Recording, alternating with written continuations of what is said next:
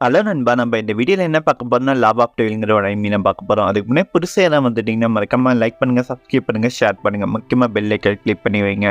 இப்போ episode number 35 பார்க்க ஆரம்பிக்கலாம்.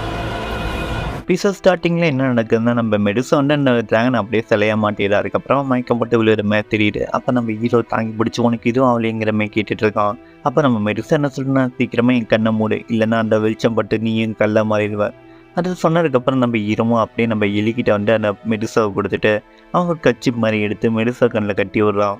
அப்போ நம்ம வீடு டீச்சர் வந்து என்ன சொல்கிறேன்னா, ரொம்ப நன்றி மெடுசா, இந்த ஹெல்ப் நீ பண்ணுவேன் நான் எதிர்பார்க்கவே இல்லை. எங்களுக்காக கொஞ்சம் நேரம் டைமை சேவ் பண்ணி கொடுத்துருக்கு. இந்த டைம் ரொம்ப முக்கியமான டைம். இது எவ்வளோ சீக்கிரத்தில் இவரோட பவரை ரெக்கார்ட் பண்ணிட்டு வர போகிறேன்னு எனக்கு தெரியல. அதெல்லாம் இருக்கட்டும் துவா, நீ இப்போ கிளம்ப வேண்டிய நேரம் வந்துருச்சு. சீக்கிரமாக இந்த இடத்த தொட்டு கிளம்பு. இதுதான் நம்மளோட கடைசி வாய்ப்பாக இருக்கும். அதை கேட்டால் நம்ம ஹீரோ, இப்போ எதுக்கு என்ன கிளம்ப சொல்றீங்க? இப்போ எல்லாமே முடிஞ்சு போச்சு. அதுக்கு முடிச்சிச்சு என்ன சொல்கிறேன்னா, நீ என்ன நினச்சிட்டு இருக்க? இந்த ட்ராகன் அவ்வளோ சீக்கிரமாக நம்ம டிஃபீட் பண்ணிட்டோம், கொண்டுட்டோம் நினச்சிட்டு இருக்கியா? அதுக்கெல்லாம் வாய்ப்பே இல்லை. இவன் ரொம்ப ஸ்ட்ராங்கானவன். சொல்லிட்டு இருக்கும் போது அந்த தலையில் இருக்கிறதெல்லாம் உடைய ஆரம்பிக்குது. அப்போ அஸ்லாம் என்ன சொல்கிறேன்னா, அவர் சொல்கிறது கரெக்ட் தான். அந்த ட்ராகனை அவ்வளோ சீக்கிரம் டிஃபீட் பண்ணவே முடியாது. அது கண்டிப்பாக சீக்கிரமாகவே அதை ஸ்டென்ட் ரெக்கார்ட் பண்ணிட்டு திரும்பி வர்றதுக்கு நிறைய வாய்ப்பு இருக்குது. அதனால் நம்ம இந்த இடத்தோட சீக்கிரமாக போகணும். அப்போ எடுத்துச்சு என்ன சொல்கிறேன்னா, நீ சொல்கிற ரைட்டா. இப்போ எல்லாராலையும் இங்கேருந்து கிளம்பி போக முடியாது. இந்த ட்ராகனை ஒரு ஆளாக சமாளிச்சாகணும். அது நானாக இருக்கேன். நீங்கள் எல்லோரும் என்னை விட்டு தனியாக போங்க, நான் அந்த ட்ராகனை தனியாக பார்த்துக்கிறேங்கிற மாதிரி சொல்கிறாரு. அதை கேட்டு நம்ம ஹீரோ, என்ன பேசிட்டு இருக்கீங்க?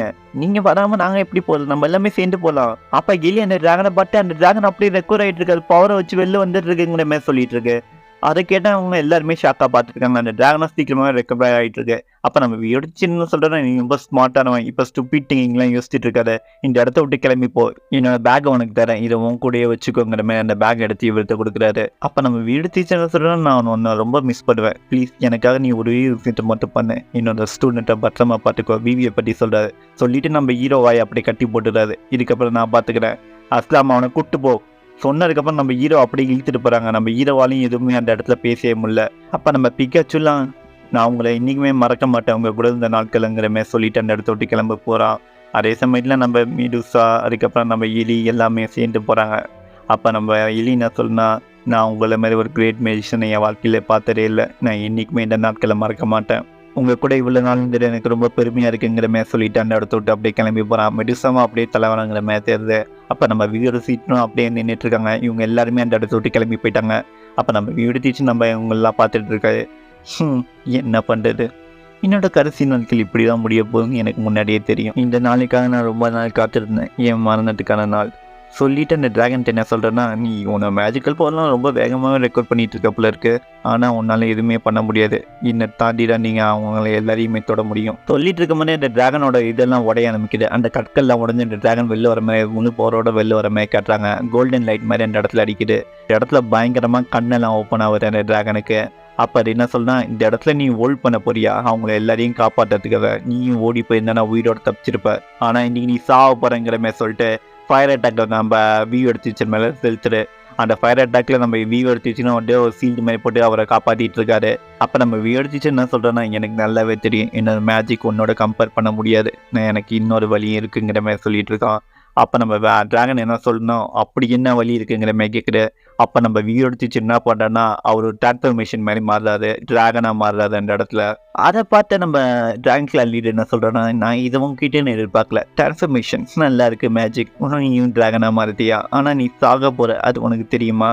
அப்போ நம்ம வியூ எடுத்து என்ன சொல்கிறேன்னா, நான் சாவனா, நானும் ட்ராகன் நீ ட்ராகன், இப்போ நம்ம 2 பேருக்கு சமமான போட்டி நடக்க போகிற. தூரமாக போயிட்டு நம்ம ஹீரோவும் இதெல்லாம் எல்லாத்தையுமே பார்த்துட்டு இருக்கான். நம்ம ஹீரோ இதெல்லாம் பார்த்து ரொம்ப வருத்தப்படுறான். ஆனால் இவங்க எல்லாருமே அந்த இடத்துல பயங்கரமாக ஓடிட்டு இருக்காங்க.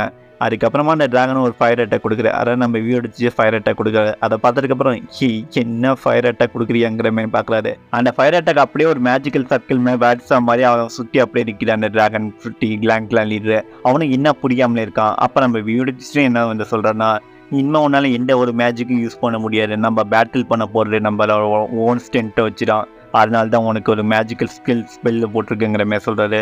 அதை கேட்ட ட்ராகன் கிளான் லீடரும், ஓ ரொம்ப நல்லது, அப்போனா உன்னோட மரணம் ரொம்ப கொடுமையாக இருக்க போதுங்கிற மாதிரி ஆக்ரோஷமாக அந்த இடத்துல கட்டிகிட்டு இருக்கு. கட்டிட்டு வேகமாக வந்து நம்ம வியூ எடுத்துக்கிட்டு அட்டாக் பண்ண ஆரம்பிக்குது. 2 பேருக்குள்ளேயும் பயங்கரமாக சண்டை வச்சுக்கிட்டு அவங்க கையை வச்சு பயங்கரமாக சண்டை போட்டுட்ருக்காங்க. 2 பேருக்குமே பயங்கரமாக ரத்தம் எல்லாமே வந்துட்டுருக்கு.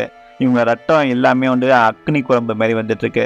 நம்ம வியோட டீச்சர் அவர் ரெக்கையை வச்சுலாம் அட்டாக் பண்ணிட்டு இருக்காரு. இவங்க 2 பேரும் மாட்டி மாட்டி அவங்களோட உடம்ப வச்சு அட்டாக் பண்ணிட்டு இருக்காங்க. இதோட இந்த எபிசோட் முடிஞ்சிடு. இதுக்கப்புறம் இவங்க 2 பேர்ல யார் உயிரோட இருக்க போறா, நம்ம வியோட டீச்சருக்கு என்ன நடக்க போகுது எல்லாமே நம்ம அடுத்த எபிசோட்ல பார்ப்போம். அதை பார்க்கறதுக்கு மறக்காம லைக் பண்ணுங்க, சப்ஸ்கிரைப் பண்ணுங்க, ஷேர் பண்ணுங்க. இது உங்கள் ஏஜே வாய்ஸ் ஓவர்.